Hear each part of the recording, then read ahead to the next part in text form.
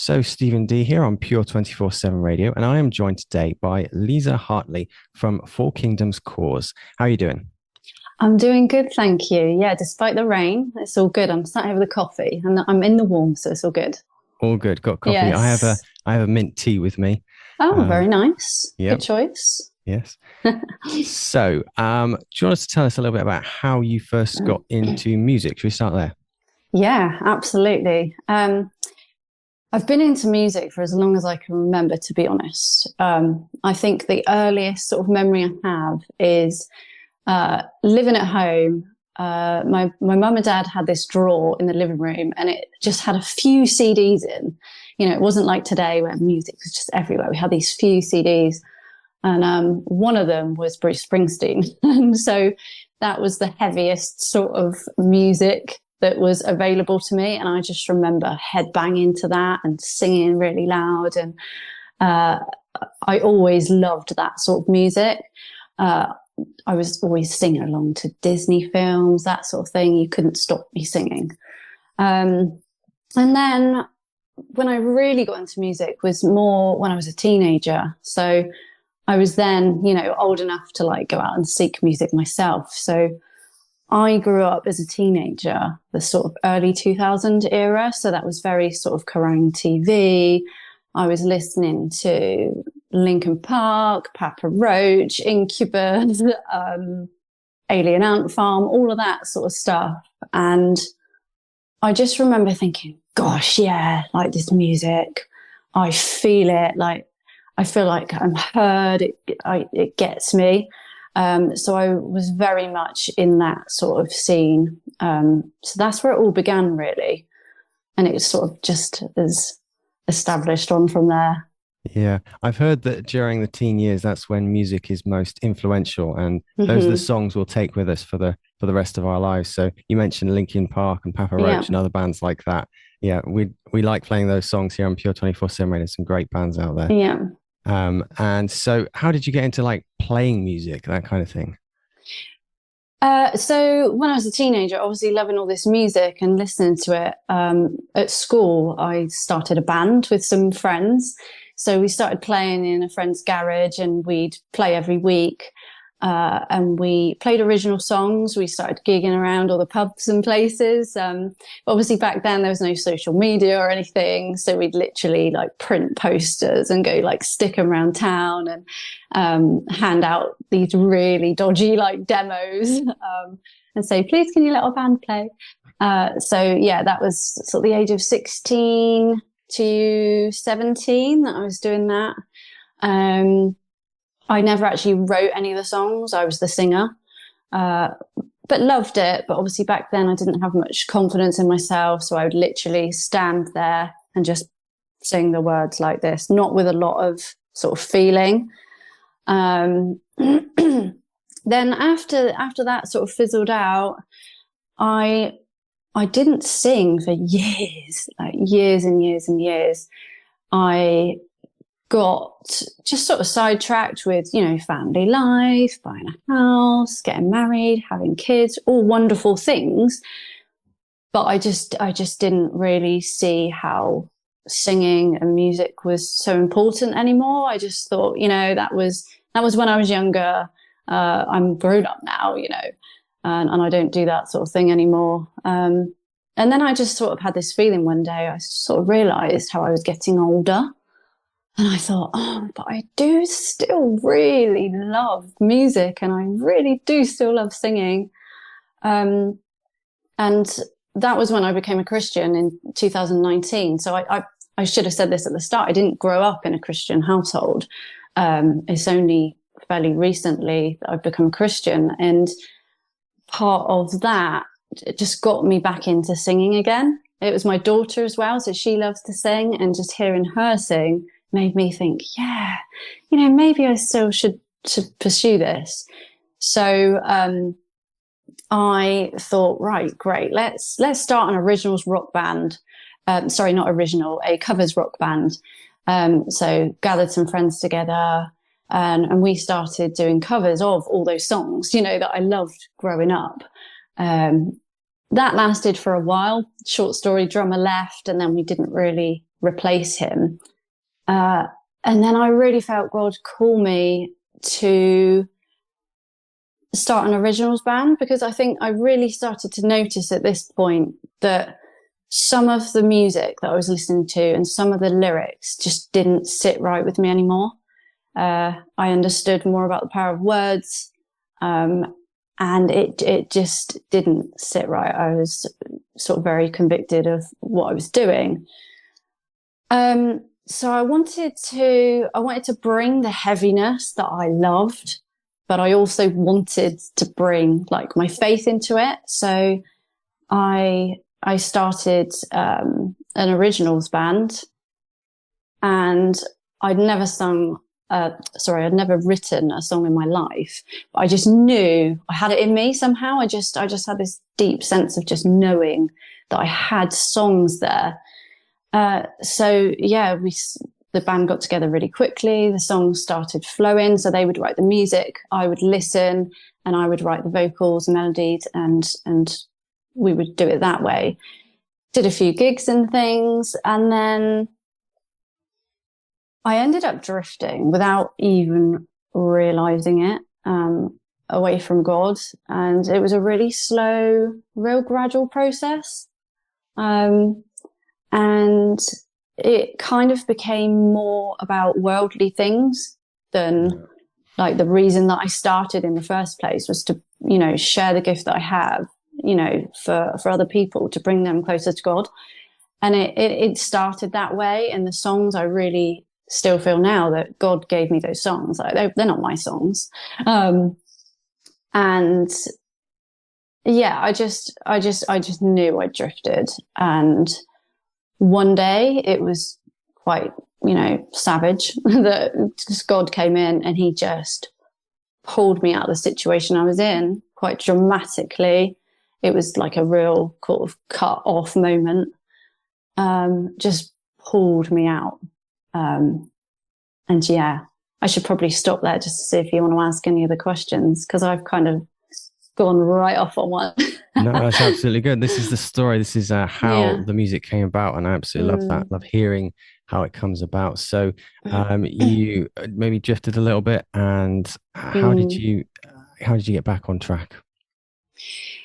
Well, like I said, there was one evening where I won't go into all the details, but God literally just something happened where I just had to cut the band off. I had to cut some relationships off. And in that moment, I just didn't understand really what God was doing, because whilst I knew that I drifted and I had to go back, I had to turn away from certain things and back towards God. I was like, but God, like, what was all this for? Like, what were all these songs for that you gave me? This is my purpose. I love to sing, and I felt like I couldn't sing again. And it was really tricky because they would write the music as well, and I would write the lyrics. So after that, I didn't play an instrument. So I felt like, how can I write songs anymore? I felt really sort of aggrieved in that moment. And I didn't understand. It was a really, really hard time to work through. And I did have a moment where literally the day after it all sort of kicked off, we'd had tickets, me and my husband, to go and see Carrie Jove and Cody Carnes at Bath Forum. We were going to go see them. And I walked in and literally, like the floodgates, I just cried the whole time. And I'm pretty sure it was the first song they played was Forever. And it was like a full circle moment, because that was the first worship song I ever heard. And it just felt like a sort of coming home moment. And I just felt so loved and welcomed back. So that was an awesome moment. And then it was just, I think it's like a long period of just being corrected and gently refined, and everything just had to be stripped back. Like everything just got taken right back to the bare bones. And then God's just been building me back, and really showing me who I am through all of this. And then I think it was, it was February time. I ended up going on a worship weekend. Actually, before I say that, I'm just going to add in that through all of this, through becoming a Christian, I was exposed to a whole new sort of collection of music and songs that I'd never heard before. And I was like, whoa, like, where has this been? Like, this is really cool. Like, this makes you feel great. Like, it's so much more positive and uplifting, like, brilliant. But through that process, I think I really missed the heaviness. And I almost felt like, because I was a Christian now, I needed to fit the stereotypical Christian mold. I needed to sing these sort of songs. I needed to act a certain way. And so I joined the worship team, and I'd been doing that. But there was something in me that was like, no, you're pushing down part of who you are. Like, whilst worship music in that style is not bad, it's not truly like your fullest expression. It's not what you love. That's not who you were like made to be deep down. So I really missed that heavy element through it. And I think I became a little bit just resentful, really. I was like, why do I have to sing this way? Why do I have to sing these songs? You know? So I kind of rebelled a bit during that period as well, I think. And I was like, no, I'm gonna sing it like this. So I think that didn't really help with, you know, my drifting. Oh, right. So what were some of the bands that you came across, some of the heavier Christian bands then? Well, to be honest, I didn't really find those early on at all. It's only just been recently that I've started to really look. So I didn't really have any sort of heavy Christian references at the beginning. I was just sort of heard all the, you know, really floaty, samey sort of stuff. And I feel bad saying it, but I just felt it was just quite boring to me, a lot of it. And I just thought, well, I'm not like that. Am I not a good Christian? You know what I mean? Am I wrong for liking all this other stuff? So it's been a real process of sort of separating the situation I was in from the songs that I wrote, from the music I liked, and really sort of going, okay, not all of it was bad. But it took me a real long time to work through that. Yeah. So what's the heart and passion behind the name for the band that you now have? What's the story for that? Well, because I didn't have a band anymore and it was just me, I went to this worship weekend. That's where we backtracked. So I went to this worship weekend, and whilst I was at that weekend, we did like a sort of songwriting session, and the lady there just started playing like a chord sequence on the piano, and we opened our Bibles and we were just to sort of sing out some scripture, just sort of there and then, see what came out. And I remember doing that and thinking, oh, this feels quite sort of natural to me, you know, like it came out quite well. And I thought, oh, and I went home, and 2 days later, just God gave me a song. So it'd obviously been a long time since all of this happened, and I didn't want to sing again and all this stuff. And then God gave me a song, and I just knew that I had to record it and release it. I'd always wanted to do that. And we were very close to doing that in the other band. So that was something else. I was like, oh, I really wanted to do that, God. Like, so I eventually got to do that. And that's when Renovation sort of came about. So I had actually got a piano for Christmas. So I'd literally picked the piano up for a couple months. So I knew some basic like chords and things. So I ended up writing Renovation just on the piano, first and foremost. And then I recorded a real rough demo, took it to the producer and said, look, I really want to record this. What can you do with this? And what I heard in my head is like, I could hear this full song. I knew what it was going to sound like before it was even finished. And so he did a really great job, and that's where Renovation came from. So it's kind of like, it's the story of, wow, just the journey I took. Like the words of how did I get here at the beginning? It was like that moment I was like, oh, this is not good. I have drifted. How did I get from here with all these good intentions to I'm over here now. So it's that it's a song about God coming in and really tearing down all the not so great things that I had going on in my life, and leaving some of the good stuff there, and, you know, building new things in my life that I could never even imagine that were way better. But it's just, in that moment, I just did not understand what was going on. So it's a song about sort of realizing in hindsight what God was doing at the time. So it's quite a journey. You grew up not a Christian household. You enjoyed heavier music and mentioned Bruce Springsteen, and then you go on to enjoy Linkin Park and other bands like that. And then you came to Christ at 19, and you talk of drifting away and coming back and getting into music. And then you write this song, which kind of is the story of you drifting away, which is really cool. We're going to play that later on. But how did the name for this band come? So, Four Kingdoms Cause. What's the story? Yeah, so I was in church one day, and I was going to release under the name Lisa Hartley, just because it was just me. But then, I was in church, and just the name just came to me. Just, okay, you should call it this. It was as simple as that. Oh, right, yeah. And I thought, okay, God, I don't understand. You know, it's just me. I don't have a band anymore. But you should call it this. And so I did. I like that. It just simply came to you. Yeah. Some people have, you know, long stories where they get the dictionary out, they get the thesaurus, they're trying to come up with the right name, the perfect name. It just came to you in church. It just came to me in church, and I thought, okay, I'm going to be obedient. Cool. That's the story.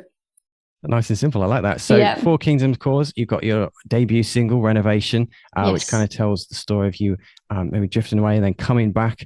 And that's really cool. So you mentioned some of the bands that you enjoyed growing up. What's some of the bands that you might listen to now that might inspire the music that you're writing?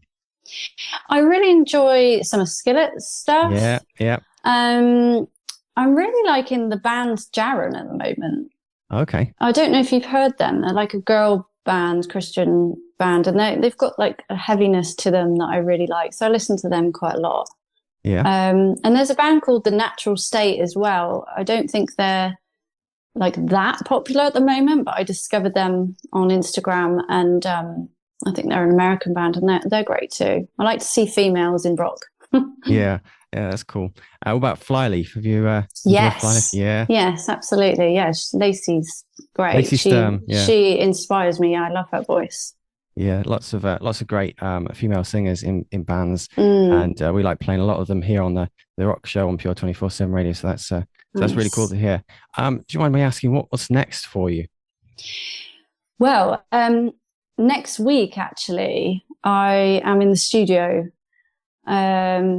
So I'm going to be recording some songs, and I won't say too much, but they are some songs that I wrote before I drifted, and I didn't think that they would ever come to light again. So it's quite an awesome moment for me through the work God's done. I just know that the time is right for them now. It wasn't at the time. I needed a renovation first. But so I'm in the studio next week recording, and they should be released at the beginning of next year. That's very exciting. Yes. Very cool. How do people find out more about you? How do they follow what's going on and stuff like that? Yeah, so I'm on all the sort of usual platforms, Instagram, Facebook. So for all of them, really, it's at For Kingdom's Cause. So you can find me there. That's where most of my updates and things are. Excellent. Thank you so much for joining us. It's been an absolute pleasure chatting with you, hearing about your music, and we will, of course, play your song next. Excellent. Thank you so much. You have a good rest of your day. And you too. It's been a pleasure. Take care.